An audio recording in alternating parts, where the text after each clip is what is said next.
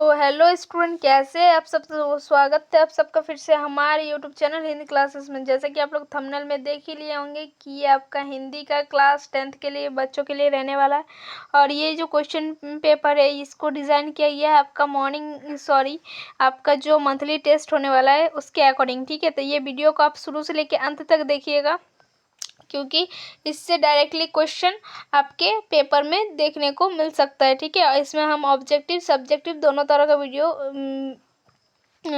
दोनों तरह का इसमें हम बताने वाले हैं। तो वीडियो को शुरू से लेकर अंत तक देखिएगा। अगर चैनल पर नहीं हुआ है तो चैनल को सब्सक्राइब कर लीजिए, और वीडियो को हाइप कर दीजिए, अपने फ्रेंड्स तक शेयर कर दीजिए वीडियो को। ठीक है, तो इसमें कुछ चैप्टर है जो कि हिंदी में इस बार आने वाला है, जिसमें से एक आपका रहने वाला है फसल, फिर एक यह दंतुलित मुस्कान, और एक क्या है आपको कमेंट करना है। ठीक है, देखिए क्या बोल रहा है। वस्तुनिष्ठ प्रश्न उत्तर देखेंगे। पहले क्या बोल रहा है, देखिए। यह दंतुलित मुस्कान कविता के कवि कौन है। तो ये दंतुलित मुस्कान कविता के कवि कौन है, तो नागार्जुन है, या फिर सूर्यकांत त्रिपाठी निराला है, या फिर महादेवी वर्मा है, या फिर गिरिजा कुमार माथुर है। तो इसके जो लेखक है वो कौन है, नागार्जुन। ठीक है, नागार्जुन जो है वो यह दंतुलित मुस्कान जो कविता है उसके लेखक है। फिर क्या बोलता है, इस कविता में व्याख्या का केंद्र बिंदु कौन है। तो ये जो कविता है, जनरली ये कविता जो है ये किसके है, इसमें किसको केंद्र बिंदु मानकर बनाया गया यह कविता। कवि को, माँ को, बच्चे को, या युवा को। तो एक बच्चे की जो, जब एक बच्चे का दंतुलित मुस्कान के बारे में इसमें बताया गया है, वैसा बच्चा जिसमें दांत ना हो। ठीक है, उसकी जो मुस्कान होती है उसके बारे में इसमें बात किया गया है। तो दंतुलित मुस्कान। तो ये आपका क्वेश्चन नंबर 2। अब हम क्वेश्चन नंबर 3 की ओर चलते चलिए। क्वेश्चन नंबर 3 आपका क्या बोल रहा है, देखिए।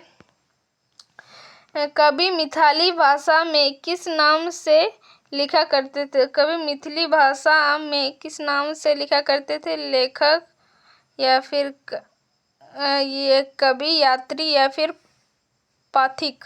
तो कौन लिखा करते थे, तो आपका हो जाएगा यहाँ पर यात्री। यात्री जो थे वो मिथिली भाषा में किसी नाम को लिखा करते थे। किसकी मुस्कान देखकर हताश और निराश व्यक्ति में आशा का संचार हो जाता है। तो हम क्या पहले ही बता चुके हैं इसमें किसकी बात की गई है, तो एक बच्चे की दंतुलित मुस्कान के बारे में बात किया गया है। तो ठीक है, इसमें ऑप्शन नंबर ए भी नहीं होगा, युवक की मुस्कान देखकर नहीं होगा, युवती की मुस्कान देखकर नहीं होगा, माँ की मुस्कान देखकर नहीं होगा, बच्चे की मुस्कान देखकर। ठीक है, क्या बोल रहे हैं आपका क्वेश्चन नंबर 5 आपका क्या बोल रहा है, मृतक में भी डाल देगी जान। क्या का क्या अर्थ है, मतलब बोल रहा है जो अगर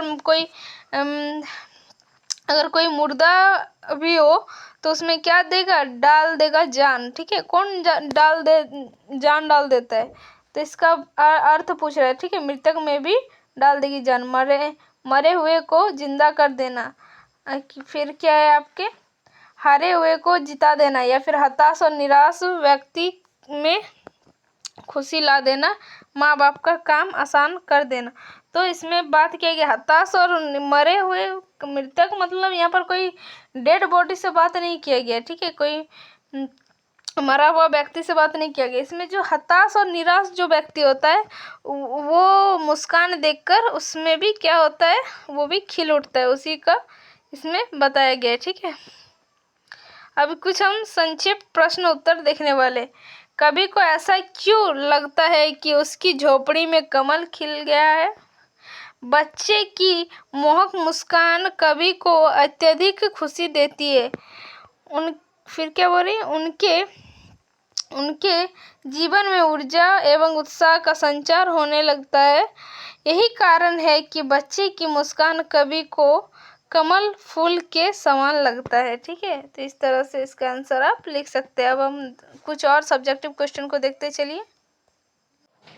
तो क्वेश्चन नंबर 2, जैसा कि जैसा कि आप देख रहे हैं आपका क्वेश्चन नंबर 2 में क्या बोल रहा है, मधुपक क्या होता है। ठीक है, मधुपक अर्थात दही, घी या शहद या फिर जल और दूध का योग जो देवता और अतिथि देवता और अतिथि के सामने रखा जाता है।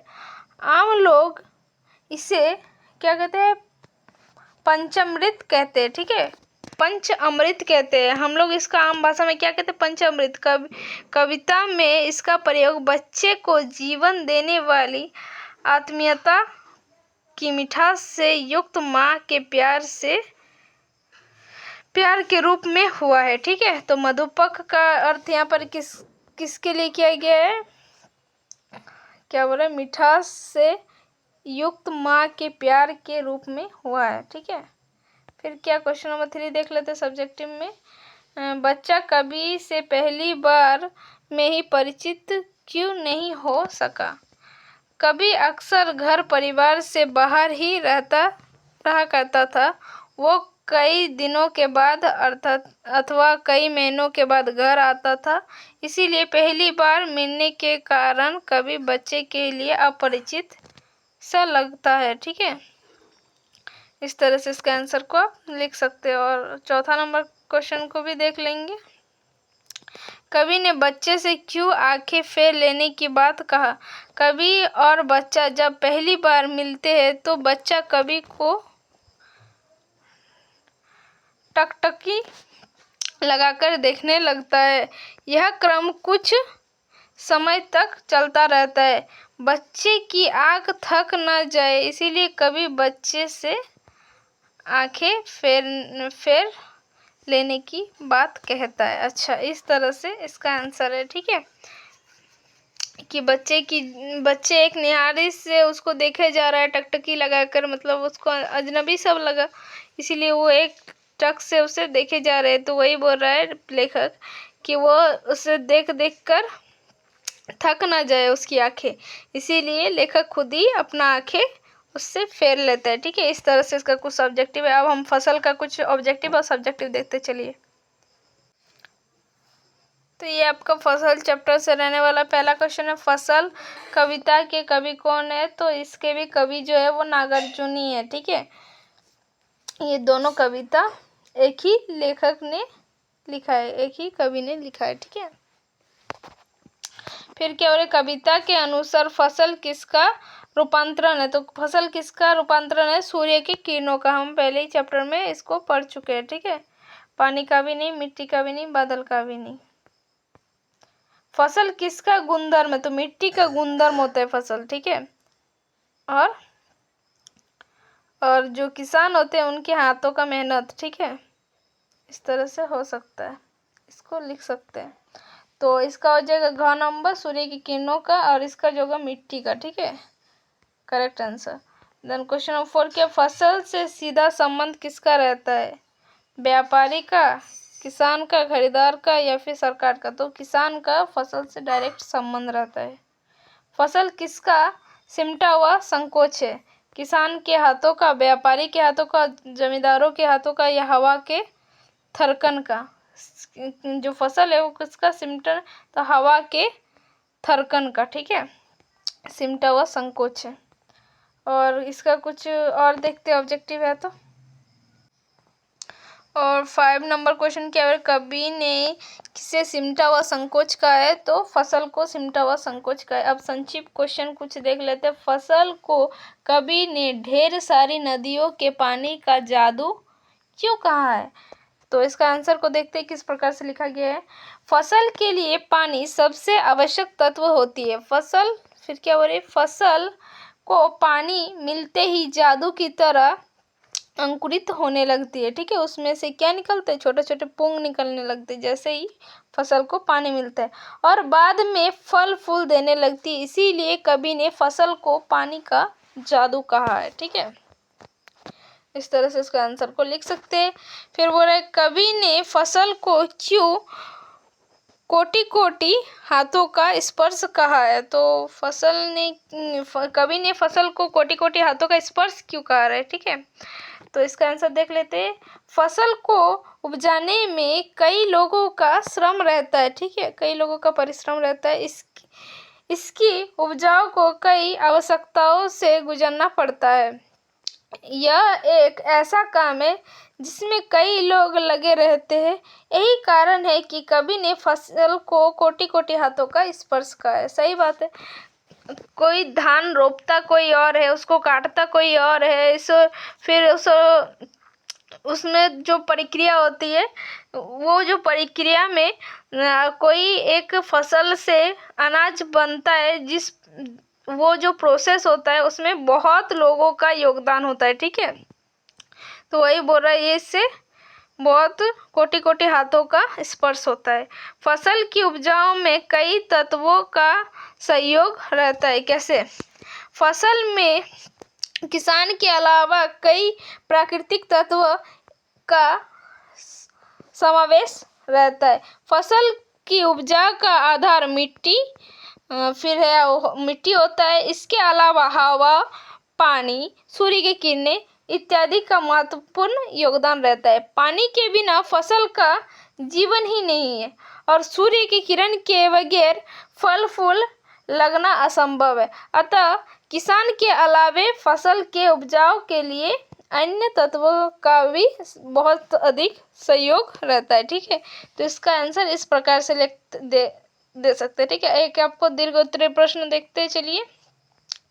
क्या है? फसल कविता का अभार्थ अपने शब्दों में लिखे, ठीक है। फसल कविता का अभार्थ लिखना है अपने शब्दों में। आप इससे क्या समझे, आपको इससे क्या ये मिला, अपना भाषा में आपको लिखना है, ठीक है। आप इससे क्या प्रेरित हुए। कवि नागार्जुन ने फसल कविता में फसल की सुंदर व्याख्यान की है, ठीक है। फसल कविता का जो राइटर है वो नागार्जुन है। उन्होंने क्या है, फसल की सुंदरता की व्याख्या की है, ठीक है। कवि कहता है कि फसल एक के नहीं कई नदियों के पानी का जादू है, कई लाखों लोगों के हाथों का स्पर्श की प्रतिफल है। इसके उपजाऊ में कई प्रकार की मिट्टी का योगदान रहता है। इसके विभिन्न प्रकार की मिट्टियों का गुणधर्म रहता है। इसके फलने फूलने में कई लोगों का योगदान रहता है। साथ ही साथ विभिन्न प्राकृतिक तत्वों का भी योगदान रहता है। इस प्रकार फसल कोटि कोटि लोगों के योगदान और विभिन्न प्राकृतिक तत्वों के सहयोग का प्रतिफल है। यह मिट्टी, पानी, सूर्य के प्रकाश का प्रतिफल है। हवा का धड़कन का सिमटा हुआ संकोच है। इस तरह से कवि ने लिखा है, ठीक है। तो इस तरह से आप पूरे कविता को एक ही में अपने भाषा में अपने शब्दों में लिख सकते हैं। तो बस ये जो है 2 चैप्टर का कुछ ऑब्जेक्टिव सब्जेक्टिव करा चुके हैं, जो कि आपका एग्जाम में डायरेक्टली पूछ सकता है। क्वेश्चन थोड़ा घुमा के कुछ भी दे, सब्जेक्टिव में आपको लिखना इसी प्रकार से है। ये कहानी आप अगर कविता पढ़ के जाएंगे तो अपने शब्दों में कुछ तो लिख के जरूर आएंगे, ठीक है। तो आप यहीं से कुछ लाइन को याद कर लीजिए कि क्या है फसल। जैसे कि यहाँ पर लिखे है, नदियों के पानी का जादू है, फिर लाखों लोगों के हाथों का स्पर्श का महिमा है, ठीक है। फिर मिट्टी के उपजाऊ का योगदान होता है, प्रकार के अलग अलग मिट्टियों के प्रकार के योगदान रहता है, इसमें आप लिख सकते हैं, ठीक है। तो इस तरह से आप इसमें लिख सकते हैं। तो बस आज के लिए इतना ही, फिर मिलते हैं नेक्स्ट वीडियो में। तब तक के लिए बाय बाय, टेक केयर, जय हिंद, वंदे मातरम।